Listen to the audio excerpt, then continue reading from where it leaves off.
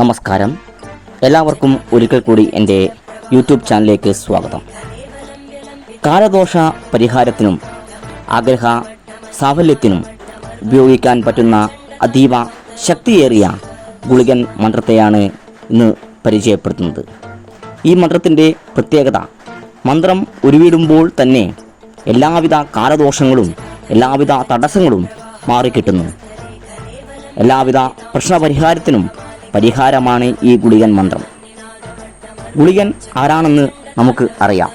പരമശിവന്റെ ഇടതു തൃക്കാലിൽ പെരുവിരൽ പൊട്ടി പിളർന്നുണ്ടായ അനർദ്ധകാരിയും ക്ഷിപ്രപ്രസാദിയുമായ ദേവനാണ് ഗുളികൻ. തൻ്റെ ഭക്തനായ മാർക്കണ്ഡേയൻ്റെ രക്ഷാർത്ഥം മഹാദേവൻ കാലനെ തൻ്റെ മൂന്നാം തൃക്കണ്ണ് തുറന്ന് ഭസ്മമാക്കി. കാലനില്ലാത്തത് കാരണം എങ്ങും മരണമില്ലാതെയായി. ഭാരം സഹിക്കവയ്യാതെ ഭൂമിദേവി ദേവന്മാരോടും അവർ മഹാദേവനോടും പരാതി പറഞ്ഞു. അതിനൊരു പരിഹാരമെന്നോണം പെരുവിരൽ ഭൂമിയിലമർത്തിയ മഹാദേവൻ്റെ ഇടതു തൃക്കാൽ പൊട്ടി അതിൽ നിന്നും ഗുളികൻ അവതരിച്ചു. തൃശൂലവും കാലപാശവും നൽകി ഗുളികനെ കാലൻ്റെ പ്രവൃത്തി ചെയ്യാൻ മഹാദേവൻ ഭൂമിയിലേക്ക് അയച്ചു. ശിവാംശജനായ ഗുളികൻ ജീവജാലങ്ങളുടെ മരണസമയത്ത് ജീവനെ കൊണ്ട് പോകുന്ന ദേവനാണെന്ന് വിശ്വസിക്കപ്പെടുന്നു. പുറംകാലെന്നും ഗുളികന് പേരുണ്ട്. മാന്തി, കാലൻ, അന്ധകൻ, യമൻ എന്നീ പേരുകളിലും ഗുളികൻ അറിയപ്പെടുന്നു. മലബാറിലെ തെയ്യക്കോലങ്ങളിൽ ഒരു പ്രധാന ദേവതയാണ് ഗുളികൻ. ദശാധ്യായിയിലും പ്രശ്നമാർഗത്തിലും ഗുളികനെ വളരെ പ്രാധാന്യത്തോടെ അവതരിപ്പിച്ചിട്ടുണ്ട്. അതുകൊണ്ട് തന്നെ കേരളത്തിലെ ജ്യോതിഷികൾ ഫലപ്രവചനത്തിന് ഗുളികൻ്റെ സ്ഥിതിയും വിശകലനം ചെയ്യുന്നുണ്ട്. പരാശരഹോര എന്ന ജ്യോതിഷ ഗ്രന്ഥത്തിലും ഗുളികനെക്കുറിച്ചുള്ള പരാമർശങ്ങൾ കാണാം. ഗുളികൻ പല പേരിലും അറിയപ്പെടുന്നുണ്ട്. കാലഗുളികൻ, മന്ത്രഗുളികൻ, കാരഗുളികൻ, മാരിഗുളികൻ, പുലഗുളികൻ, മാരണഗുളികൻ, രക്തഗുളികൻ, ചുവന്ന ഗുളികൻ, സ്ഥാനഗുളികൻ, ഉമ്മട്ടഗുളികൻ, കുട്ടിഗുളികൻ, മൃത്യുഗുളികൻ, കരിങ്കുളികൻ, വിഷ്ണുഗുളികൻ, രാഹുഗുളികൻ എന്നിങ്ങനെ പല പേരിലും ഗുളികൻ അറിയപ്പെടുന്നുണ്ട്. അഷ്ടനാഗങ്ങളായ അനന്തൻ, വാസുകി, തക്ഷകൻ, കാർക്കോടകൻ, പത്മൻ, മഹാപത്മൻ, ഗുളികൻ, ശംഖപാലൻ എന്നിങ്ങനെ അഷ്ടനാഗങ്ങളിൽ ഏഴാമൻ കൂടിയാണ് ഗുളികൻ. ഒരാളുടെ ജയപരാജയങ്ങൾ നിർണയിക്കുന്നത് അഷ്ടനാഗങ്ങളിൽ ഏഴാമനായ ഗുളികൻ ആണെന്ന് വിശ്വാസമുണ്ട്. ഗുളികൻ്റെ സാന്നിധ്യം ഇല്ലാത്ത ഗ്രഹനില അപൂർണമായിരിക്കും. നഗരാജാവിൻ്റെ രൂപമാണ് ഗുളികന്.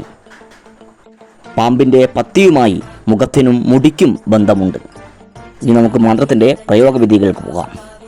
21 തവണ മന്ത്രം ഉരുവിട്ട സകലവിധ ദോഷങ്ങളും തടസ്സങ്ങളും മാറിക്കിട്ടും.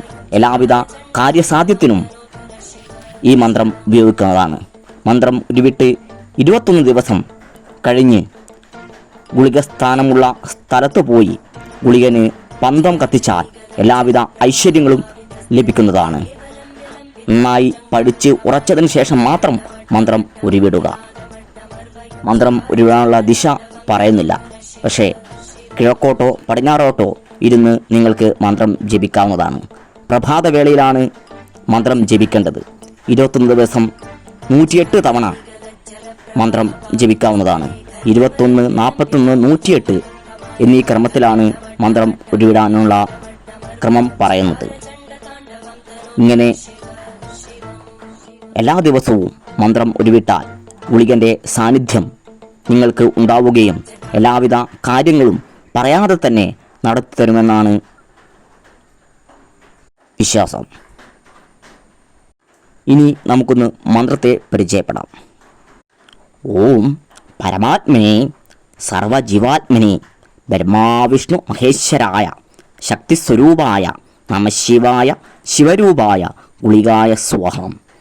ഓം പരമാത്മനെ സർവജീവാത്മനെ ബ്രഹ്മാവിഷ്ണു മഹേശ്വരായ ശക്തിസ്വരൂപായ നമശിവായ ശിവരൂപായ ഗുളികായ സ്വാഹ.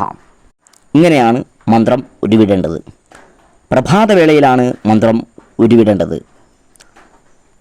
ആർത്തവ, പുല, വാലായ്മ കാലങ്ങളിൽ ഇത്തരത്തിലുള്ള മന്ത്രങ്ങൾ ഉരുവിടാൻ പാടുള്ളതല്ല. എല്ലാവിധത്തിലുള്ള കാര്യങ്ങളും സാധിച്ചെടുക്കുവാൻ ഈ മന്ത്രം കൊണ്ട് സാധിക്കുന്നതാണ്. നിങ്ങൾക്ക് ഈ മന്ത്രം ഇഷ്ടപ്പെട്ടു എന്ന് കരുതുന്നു.